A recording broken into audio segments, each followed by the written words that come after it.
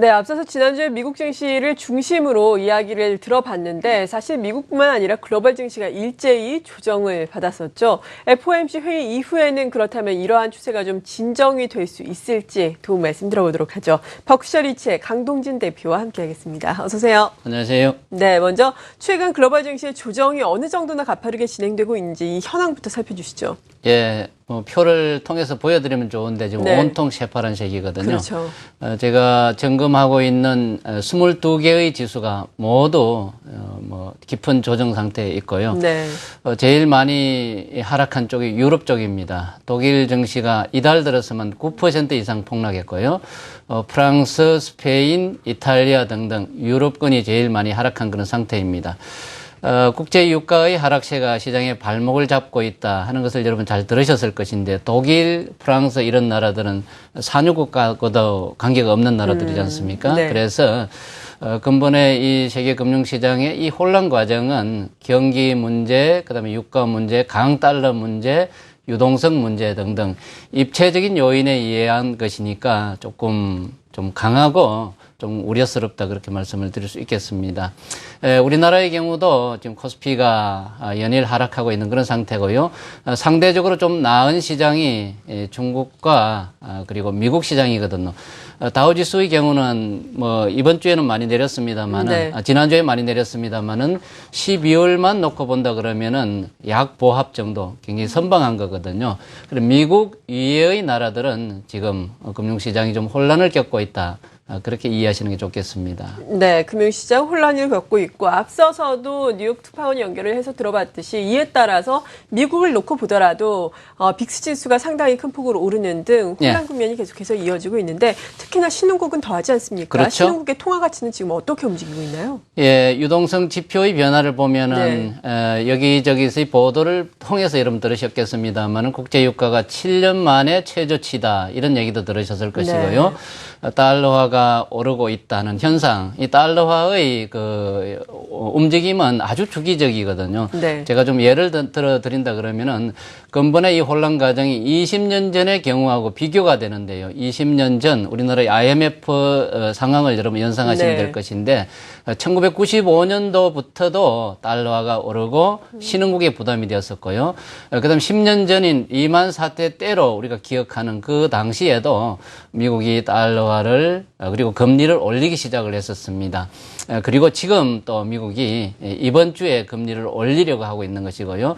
주기적으로 10년마다 아주 정형적으로 미국은 금리를 올리고 달러 가치가 오르고 그다음에 금융시장에 부담이 되고 하는 것이 그대로 재현되고 있는 겁니다. 이것이 경제학에서 얘기하는 지글라르 사이클이거든요. 지글라르 사이클이 시작되고 있고 오고 있다. 그렇게 여러분이 이해하시면 되고요. 지금 그 관련 그 지표들의 변화가 아주 요란한데 지난 금요일 미국 시장이 불안하면서 미국이 금리를 올리려고 하는데 채권 금리가 4% 이상 폭락했거든요. 조금 이례적이죠. 어떤 의미인가요? 네, 이것은 정상적인 상태 같으면 채권 금리가 올라야 되는데 폭락했다는 의미는 불안하니까 채권 시장으로 거기가 안전자산이니까요. 거기가 좀 유동성이 좀 몰리는 그런 상황이 있었고 빅스 지수도 많이 올랐고요. 그래서 시장이 좀 불안 상태이다. 그렇게 말씀드릴 수 있겠습니다. 이 영향으로 신흥국 시장이 굉장히 그 영향을 많이 받게 되는데요. 관련 지표 하나를 보여드리도록 하겠습니다. 우리 방금 그 외신 쪽에서의 보도 내용에 위안화가 4년 반 만에 최저치다. 그 얘기 들으셨죠? 그죠? 근데 위안화뿐만이 아니라 신흥국 시장의 통화 가치가 다 이런 유형으로 변하고 있습니다. 그중에서 제일 좀 자극적인 통화 하나 보여드리겠는데요. 남아프리카 공화국의 랜드화입니다. 지난 금요일 날 무려 4%나 폭락했거든요. 이 오르는 것이 폭락한 것입니다. 문제는 이 오르는 폭이 아주 가파르다는 것이고요. 이 정도 되면은 남아공화국의 그 금융당국이 외환 시장을 관리하는 것에 이미 버거워하고 있다는 그런 의미가 되겠고요.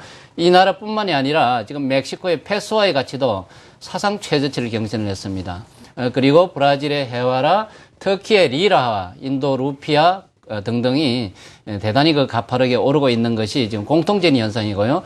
우리나라의 원 달러 환율도 지금 조금씩 올라가고 있는데 지난 9월에 원달러 환율이 1,200원대로 올라선 걸 기억하시죠? 상단이었죠. 예. 그 당시에 그 수치가 4년 만에 최저치였거든요.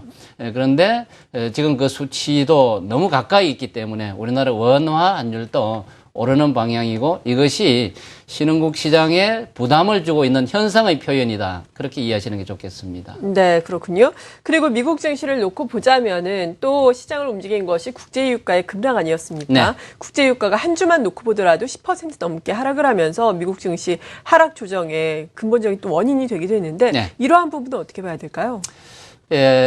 이제 유가가 왜 오르는지, 왜 내리는지를 이렇게 판단을 할 때 수요 네. 공급으로 이렇게 판단하는 그런 경우가 있거든요. 그렇죠. 그것은 시장이 정상적일 때는 그렇습니다. 예. 수요 공급에 의해서 가격이 결정되는 요인인데 지금은 이것은 구조적인 변화의 과정이거든요. 금리 인상, 달러화 강세, 그리고 달러 표시 자산의 하락. 이 구조적인 변화요. 네. 지금 그래서 유가가 오른다 그렇게 내린다 그렇게 보시면 될 것 같은데 언제까지 내릴 것 같으냐? 많이 떨어졌으면 내린다 이렇게 이해할 수도 있습니다만 그런 요인은 아니고요. 내년도에 굉장히 그 정치적인 이슈가 우리나라에서도 있고 미국도 있거든요. 네. 미국이 내년도 11월에 대통령을 뽑게 되는데 그렇죠. 만일에 그때 전통형 정부, 공화당 정부가 집권을 하게 되면은 유가는 반전을 할 가능성이 있다. 그거 위에는 유가가 이 금융시장의 달러와 가치하고 연동된다. 그러니까 좀 그 반등의 그 실마리라든지 이런 것을 찾기가 결코 좀 간단하지 않다. 그렇게 말씀을 드릴 수 있겠습니다. 네. 그리고 무엇보다 중요한 것도 FOMC 회의가 될 텐데 네. 지금 제로금리 수준에서 유지되고 있는 미국의 기준금리가 한 0.25에서 0.5% 정도 인상이 될 것이 지금 이미 기정사실화 시장에서는 되고 있습니다. 네. 그렇다면 인상 이후에는 시장이 어떻게 반응을 할까요? 예, 그게 이제 투자자들과 시청자 여러분들이 제일 궁금해 하실 그렇죠. 내용인데요. 이제 시장을 움직이는 요인으로 보면은요, 뭐 실적이라든지, 그 다음에 경제 지표라든지 정책 이슈인데 지금 정책 이슈가, 너무 크게 이래 작용하지 않습니까? 네. 이거 지나고 나면은 이제 하늘에 굉장히 먹구름이 많았는데 그게 거치거든요. 청명해지거든요. 그리고 지금 아까 제가 소개해드린 대로 세계 주요 증시가 제법 많이 하락을 했고요. 제가 매도 클라이막스라는 그런 타이틀을 보여드렸는데요. 네. 거의 정점에 있거든요. 그래서 우리 시간으로 목요일 새벽에 금리 결정 여부가 발표될 것 같거든요. 그렇죠. 예. 그렇게 된다 그러면은 이번 주에는 거의 반전하지 않을까 저는 그렇게 생각하고 있습니다. 네. 물론 수급적으로는 뭐 만만치 않습니다만은 워낙 많이 떨어졌고요.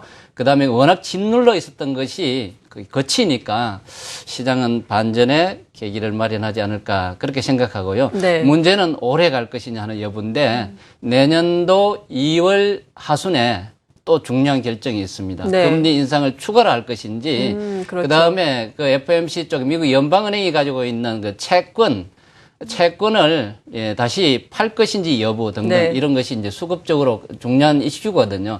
그래서 내년 2월 중하순 정도까지는 별다른 정책 이슈가 없거든요.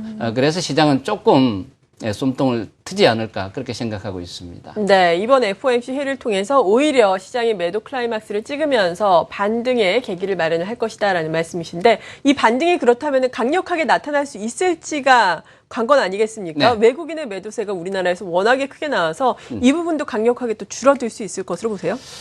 예, 이제 중요한 질문인데요. 지수가 오르려 그러면 네. 종목이 오르려 그러면 누가 사줘야 되잖아요. 그렇죠. 예. 지금 상태에서 시청자 여러분께도 지금 질문 드리고 싶은데 주식을 사고 싶어요? 그렇게 물어보면 자신감이 없거든요. 맞아요. 기관 투자가도 마찬가지고요. 네. 누가 사줘야 오를 것인데 사주는 매수 주체가 뚜렷하게 안 보이거든요. 네. 참고로 말씀을 드리면은 지난 일주일 동안 외국인 투자가들은 우리 시장에서 1조 원의 주식을 매도했습니다. 상당하죠. 예, 그 2주 전에도 1조 원을 매도했고요. 한 달만 본다 그러면은 우리 시장에서 4조 원을 매도했습니다. 네. 아주 정형적이죠.